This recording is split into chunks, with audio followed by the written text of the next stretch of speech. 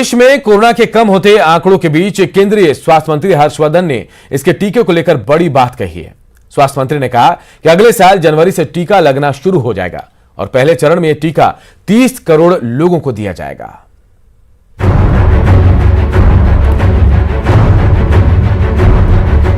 Corona काल में अब तक की सबसे अच्छी खबर केंद्रीय स्वास्थ्य मंत्री ने सुनाई है। ये खबर कोरोना के टीके को लेकर है, जिसके बारे में स्वास्थ्य मंत्री ने कहा है कि देश में अगले साल जनवरी से टीका लगना शुरू हो जाएगा।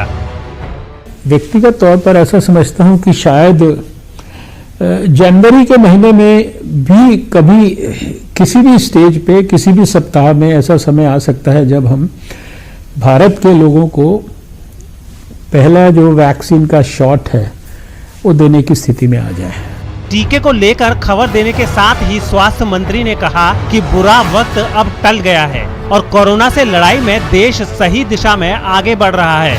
I feel that the worst may probably be over। तो सारी चीज़ों को ओवरऑल पर्सपेक्टिव में देखें तो डेफिनेटली हम बेहतर पोजीशन में हैं और भारत तो इतना बड़ा देश होते हुए मैं ये समझता हूँ कि सारी दुनिया के बहुत बड़े बड़े देशों के मुकाबले और भी ज़्यादा बेहतर पोजीशन में है। बता दें कि सरकार टीका लगाने की तैयारियों में पहले से ही जुटी हुई है और ये तैयारी जिला से लेकर ब्लॉक लेवल तक की जा रही है और इन तैयारियों पर पीएम मोदी की भी नजर है।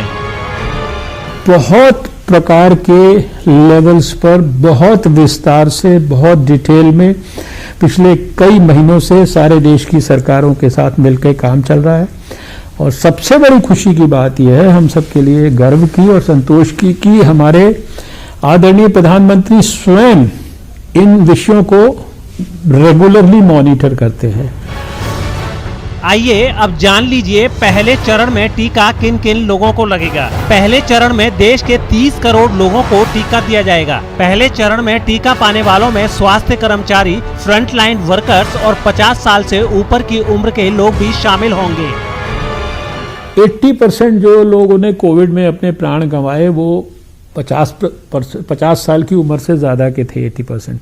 तो ये 50 साल से ऊपर के हर व्यक्ति को उस कैटेगरी में रखा है। ये करीब 26 करोड़ के करीब लोग बैठते हैं और 1 करोड़ लोग अभी हमने रफ एस्टिमेट किया है वो लोग हैं जो 50 साल से कम उम्र के हैं और शायद कम उम्र होने पे भी कोई ना कोई उनको शरीर में कोई ब्लड प्रेशर है, डायबिटीज़ है, हार्ट की, किडनी की या किसी भी प्रकार की कोई बीमारियां हैं। तो ऐसे अभी 30 करोड़ लोगों को प्रायोरिटाइज किया गया है।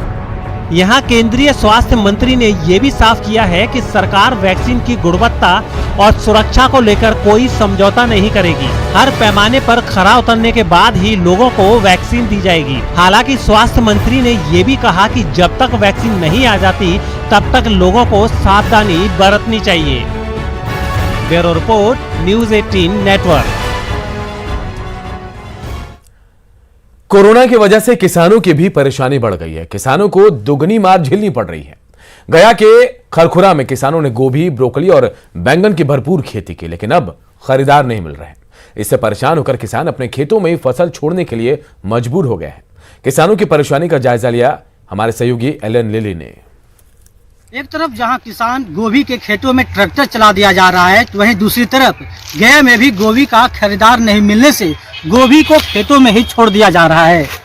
शहर के खरखुरा मोहल्ले में भी कई किसान गोभी का खेती कर रहे हैं, लेकिन इसके खरीदार नहीं मिल रहे हैं, जिससे गया के बाजारों में इनकी कोई खरीदने वाला नहीं है।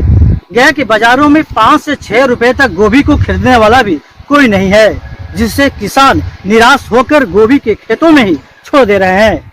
वही किसान ब्रोकली की भी खेती कर रहे थे, जहां इनके खरीदार भी नहीं मिलने से ब्रोकली की गोभी को खेतों में ही छोड़ दे रहे हैं।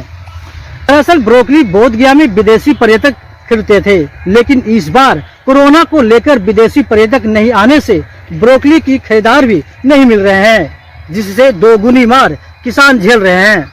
अब देखना होगा कि सरकार इन किसानों के नुकसान का कितना भरपाई कर सकती है। वही किसान भी सरकार और बाजार की ओर आस लगाकर बैठे हुए हैं। एलन लिली, न्यूज़ 18 गया। जमुई के किसान अब परंपरागत खेती से अलग हटकर नए फसल की खेती करने में लगे हैं। जिले के खैरा प्रखंड सिंगारपुर गांव के 1 दर्जन किसानों ने स्ट्रॉबेरी की खेती की और इससे पैसे भी कमा रहे हैं। यह सब कुछ सरकारी मदद की वजह से संभव हो पाया। स्ट्रॉबेरी की खेती का जायजा लिया हमारे सहयोगी केसी कुंदन ने। गांव के कई किसान अपने खेतों में स्ट्रॉबेरी की खेती कर रहे हैं।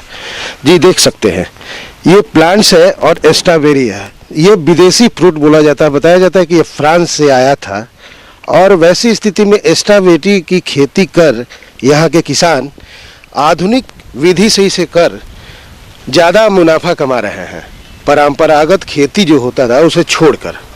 ऐसी स्थिति में इस गांव के दर्जनों किसान अपने खेतों में स्ट्रॉबेरी की खेती कर रहे हैं और बताया जा रहा है कि भारत सरकार के हॉर्टिकल्चर डिपार्टमेंट के द्वारा डीबीटी योजना के तहत इन लोगों को सहायता दी गई है, प्लांट्स दिया गया है मुफ्त में और इसके तहत ये लोग खेती कर रहे हैं। और सबसे बड़ी बात है कि इन लोगों को बाजार भी मिल रहा है आसानी से। बताया जा रहा है कि यहाँ का जो स्ट्रॉबेरी है वो रांची जाता है और वहाँ से इनको अच्छी कीमत मिल जाती है। 300 रुपये किलो बताया जा रहा है कि इससे ज़्यादा मुनाफा कमाने के बारे में हम लोग सोचे हैं। इससे ये खेती आधुनिक है, थोड़ा नया है, यहाँ का तो है नहीं, बेसी का थी फ्रूट है, तो सोचे यहाँ जी लगाएंगे, थोड़ा मार्केट में देखते हैं, यदि लोगों को चॉइस होगा तो कुछ अच्छा कीमत हम लोगों को मिल जाए। पहले इसको टेस्ट करने के लिए दिए कि आप लोग इसको खा के देखिए, परख के देखिए कि क्या चीज़ होता है, कैसा होता है। लोगों को पता ही नहीं है कि एक चीज़ क्या होता है। स्ट्रॉबेरी पर आगे बढ़ रहे हैं। हाँ, लोग आगे बढ़ रहे हैं। इसको बहुत मतलब भारत सरकार के हॉर्टिकल्चर डिपार्टमेंट, भारत सरकार इसमें 2 संस्था काम कर रही है। भारत सरकार ICR के पलांडू रांची के संस्थान है, ICR पलांडू रांची और एक कौशल्य फाउंड। इन लोगों का कहना है कि इनको मार्केट भी मिल गया है और भारत सरकार के हॉर्टिकल्चर डिपार्टमेंट से मदद भी मिल गया है। ऐसे में यहाँ के किसान अब समृद्ध होना चाहते हैं, जो खास करके युवा किसान हैं। वो युवा किसान स्ट्रॉबेरी की खेती कर ज़्यादा मुनाफा कमाने के कई प्रयास में है और उन लोगों का यह कहना है कि उनको बेहतर नतीजा भी सामने मिल रहा है। केसी कुंदन, न्यूज़ 18 जमुई।